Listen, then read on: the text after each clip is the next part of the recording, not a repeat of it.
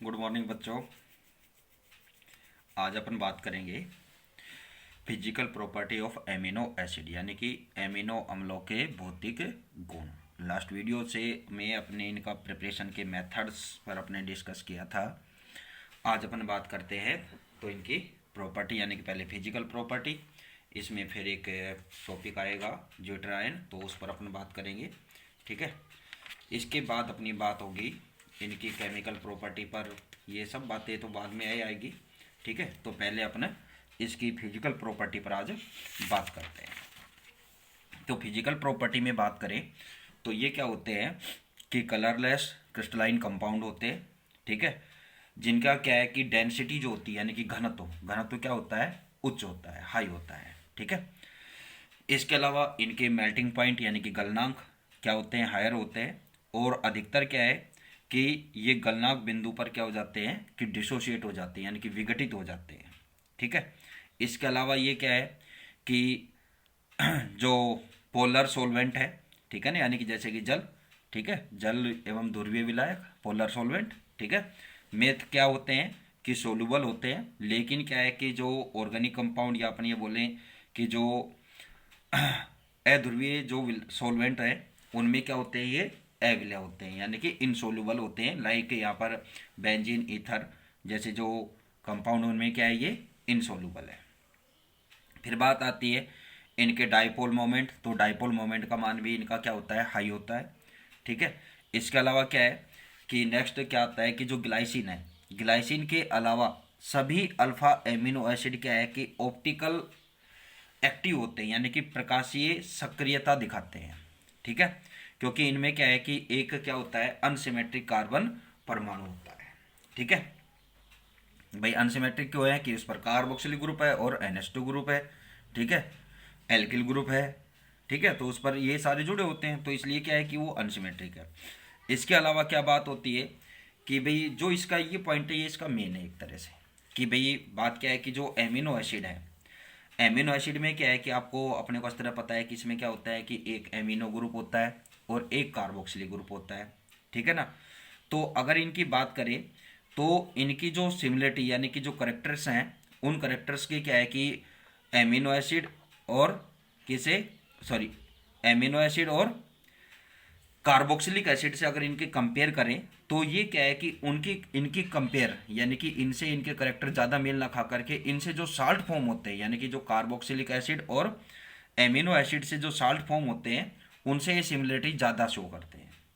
उसका रीज़न क्या होता है कि भाई इसमें अपने को पता है कि जो एमिनो समूह है, इस सॉरी अल्फा एमिनो जो एसिड्स हैं, इनमें क्या है कि अपने को पता है कि एक एमीन ग्रुप होता है जो क्या होता है, बेसिक नेचर का होता है। ठीक है, जबकि कार्बोक्सिलिक ग्रुप क्या होता है, एसिडिक नेचर का होता है। तो इस कंडीशन में क्या है कि यदि एक ही मॉलिक्यूल में, एक ही अणु में क्या हो कि दोनों ग्रुप समूह आपस में क्या है कि रिएक्ट कर ले और क्या बनाए, एक इंटरनल साल्ट यानी कि आंतरिक लवण बन जाए, तो ये यौगिक क्या है कि यौगिक में लवणों के गुण आ जाएंगे यानी कि एक तरह का साल्ट फॉर्म हो जाएगा। भाई इस पर एसिड भी और बेस भी अपने को पता है कि भाई आपस में रिएक्ट हो सकता है, पॉसिबल है। तो इस तरह से क्या फॉर्म हो जाएगा, यहाँ पर साल्ट फॉर्म हो जाएगा।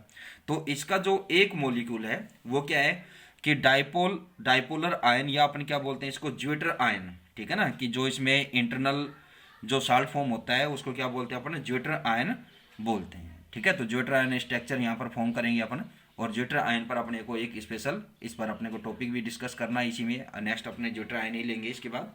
ठीक है, फिर इसके बाद क्या है कि इसकी जो ये स्ट्रक्चर है, इस स्ट्रक्चर का जो क्लियरिफिकेशन है यानी कि जो पुष्टि है वो क्या है कि इसके स्पेक्ट्रोस्कोपिक जो करेक्टर है कि बेस पर भी क्या है कि आसानी से हो सकती है।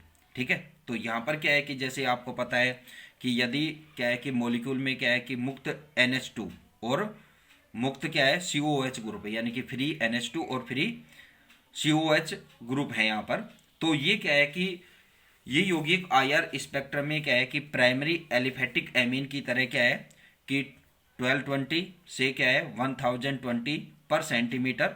ठीक है, और ये जो एब्जॉर्बेशन है ये किस पर होगा, कौन सा, कार्बन और नाइट्रोजन बॉन्ड के लिए इसकी तनन सामर्थ्य कार्बन और नाइट्रोजन। दूसरी बात है नाइट्रोजन और हाइड्रोजन बॉन्ड है यहाँ पर, ठीक है।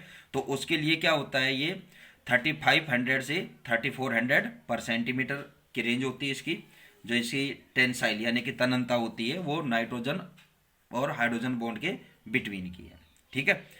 और इसके अलावा क्या है कि ये 1650 से 1550 पर सेंटीमीटर तथा 900 से 950 पर सेंटीमीटर पर क्या है कि इनका क्या होता है, नाइट्रोजन और हाइड्रोजन जो बॉन्ड है इसका क्या होता है, बेंड होता है, झुकाव होता है, ठीक है।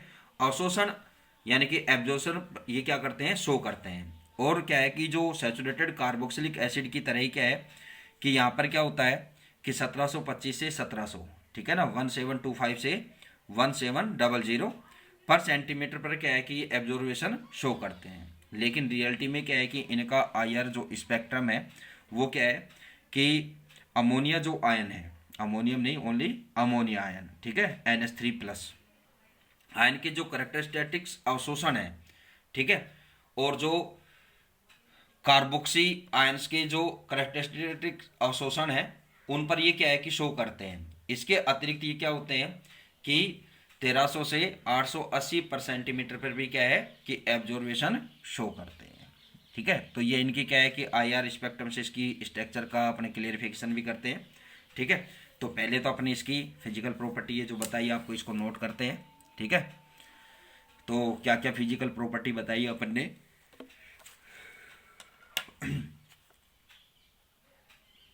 ये क्या होते हैं, ये कलरलेस,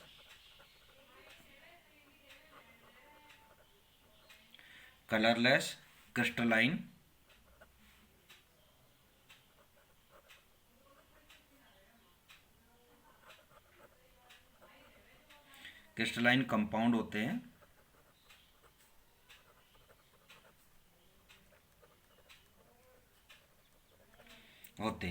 ठीक है, जिनकी डेंसिटी हाई होती है,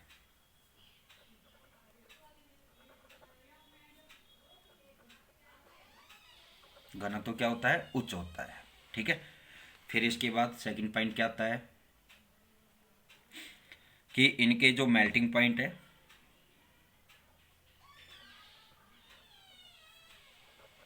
गलनांक हाई होते हैं,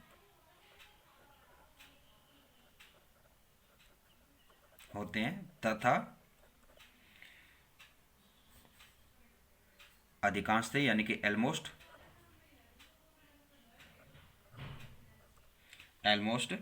ये MP पॉइंट पर, गलनांक बिंदु पर डिसोशिएट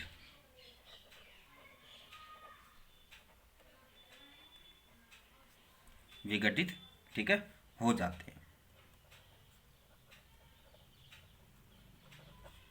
ठीक। इसके बाद क्या आती है सोलुबिलिटी पर बात करें, ये वाटर और पोलर जो ध्रुवीय, ठीक है, विलाय को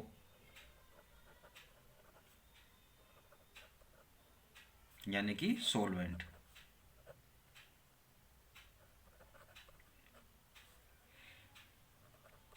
में सोलूबल, विलयशील, ठीक है,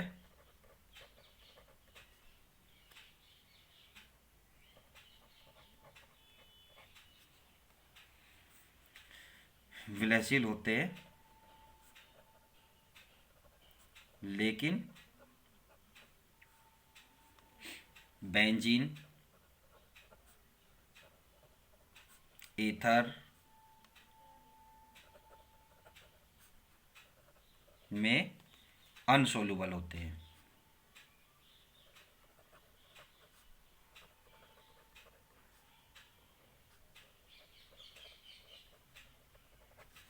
ठीक है।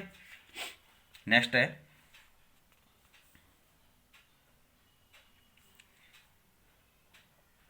इनके डायपोल मोमेंट, द्विध्रुव आघूर्ण,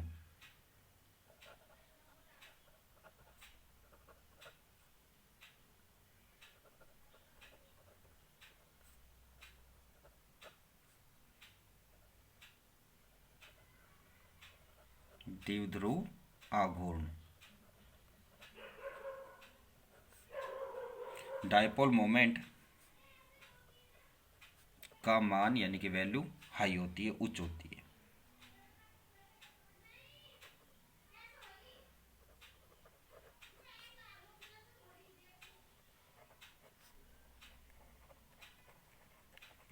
काफी उच्च होता है, ठीक है ना, वेरी हाई। ठीक, इसके अलावा क्या है नेक्स्ट, ग्लाइसिन।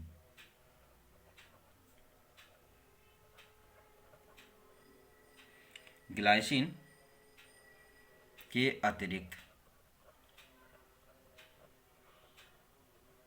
ठीक है, सभी अल्फा एमिनो एसिड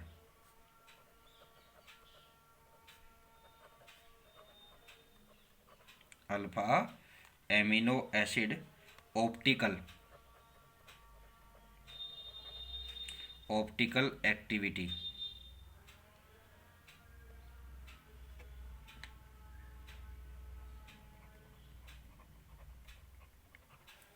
प्रकाशिक सक्रियता रखते हैं।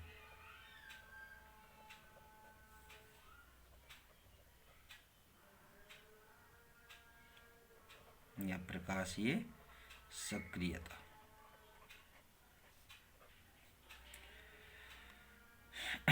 रखते हैं, क्योंकि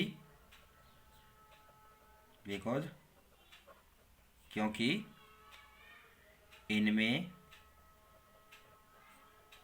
एक एसिमेट्रिक या अनसिमेट्रिक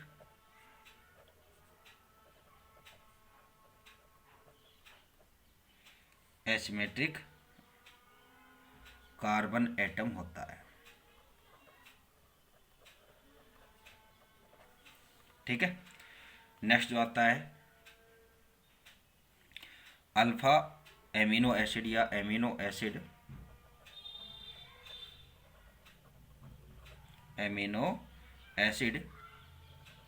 में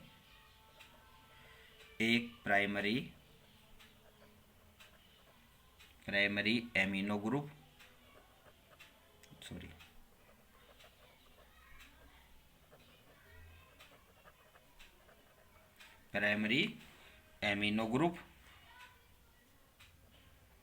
और एक कार्बोक्सिलिक, ये भी प्राइमरी होता है, ठीक है ना, एक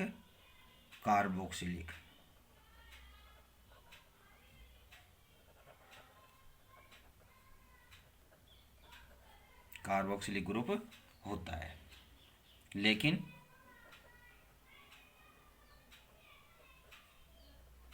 इनके कैरेक्टरिस्टिक या करेक्टर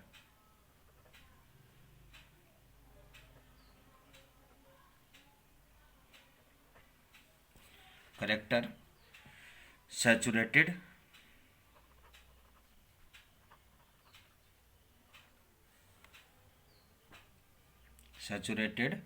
कार्बोक्सिलिक एसिड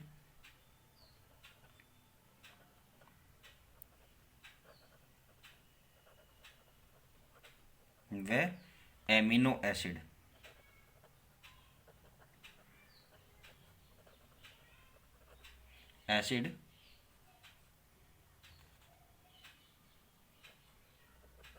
की तुलना में कंपेयर,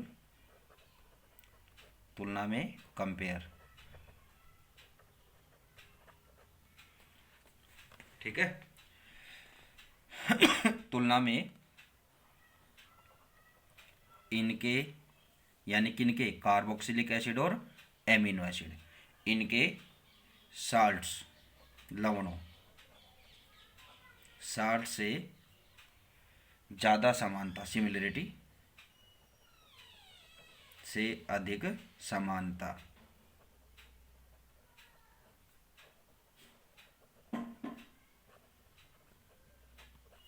सिमिलरिटी रखते हैं, क्योंकि amino acid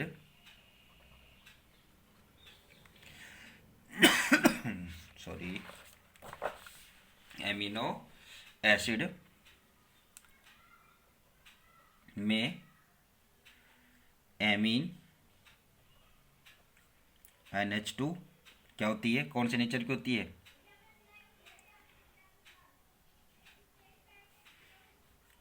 NH2 group basic तथा COOH यानी कार्बोक्सिलिक, ठीक है, ग्रुप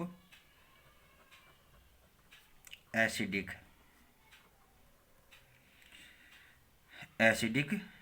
नेचर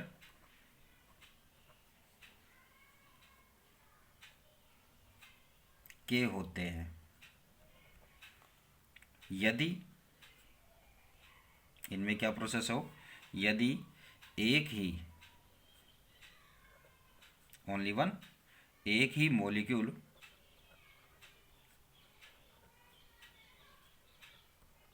के बोथ ग्रुप्स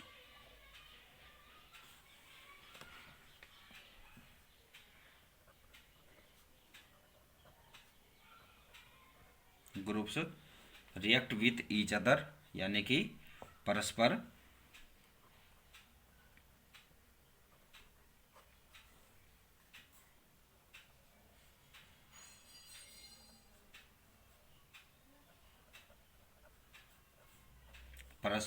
रिएक्ट कर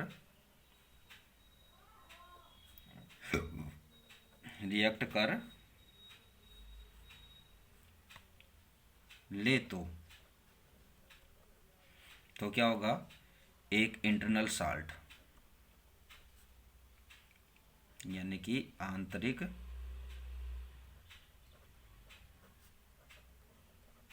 लवण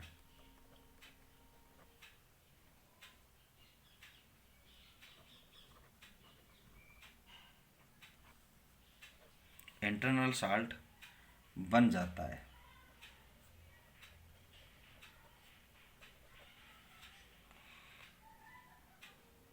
और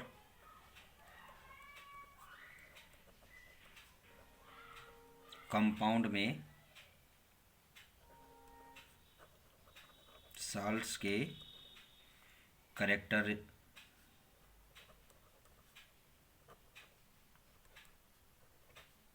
आ जाते हैं, ठीक है।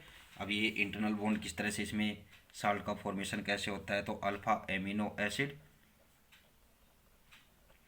अब नाइट्रोजन के पास क्या है, लोन पेयर इलेक्ट्रॉन है, ठीक है, C double bond O, oxygen इसके पास अपने 2 लोन पेयर इलेक्ट्रॉन है, ठीक है, और इसके साथ ये हाइड्रोजन है, ठीक है। तो अब क्या हो कि ये जो हाइड्रोजन है यहाँ से क्या होगा कि ये अपना प्रोटॉन रिलीज कर जाए यहाँ पर, ठीक है ना।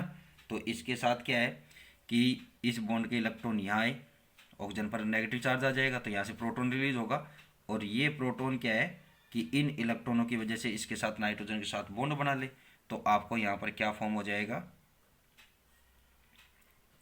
RCH NH3, और इस पर नाइट्रोजन पर क्या रहेगा, प्लस चार्ज, ठीक है, और C double bond O minus, ठीक है, यहाँ पर ये फॉर्म हो जाता है। ये क्या है, डाइपोलर आयन, या इसको बोलते हैं ज्विटर आयन,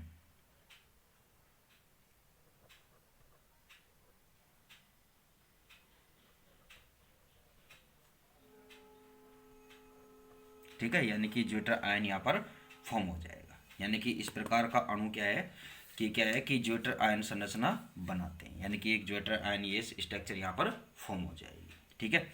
इसके बाद क्या है कि इस संरचना की पुष्टि क्या है कि स्पेक्ट्रोस्कोपी करैक्टर से भी आधार पर की जा चुकी है, तो उस पर स्पेक्ट्रोस्कोपी की जो अपने इसकी NMR स्पेक्ट्रा है, तो उस पर अपन नेक्स्ट वीडियो में डिस्कस करेंगे, ठीक है। Thank you.